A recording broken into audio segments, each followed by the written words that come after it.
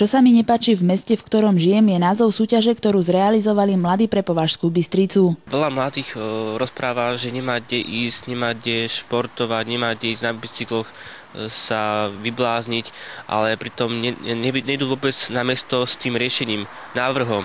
Takže toto je vlastne taká šanca cez nás nájsť to miesto. Súťaž prebieha v 2 kategóriách. Od 12 do 17 a od 18 do 29 rokov.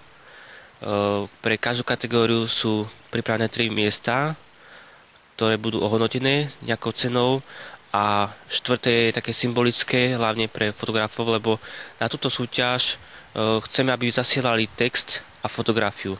Text, čo sa mi nepáči, presne nejak slovne alebo odrážkami vysvetliť, čo sa mi nepáči a riešenie, návrh, čo by sa tam mohlo vybudovať a najlepšie, čo najkonkrétnejšie vysvetliť, presne ako by to riešili, návrh, zmenu a naozaj budeme sa hlavne sledovať, ako to navrhuje a to budeme aj potom odmeňovať. Okrem textových návrhov môžete súťažiť aj s fotografiami. Áno, fotografia by mala zachytávať miesto, ktoré sa mi nepáči, prípadne páči, ale predsa len by ešte niečo tam vylepšili.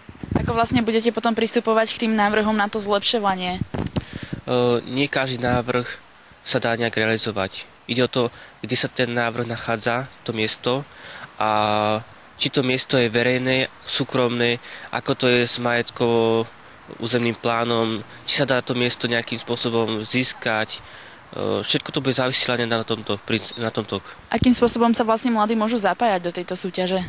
Takže svoje podnety alebo otázky môžu posielať na našu e-mail adresu súťaž@rmtnk.sk a všetky informácie o tejto súťaži nájdú na našej webovej stránke mladýprepovazku.blogspot.com.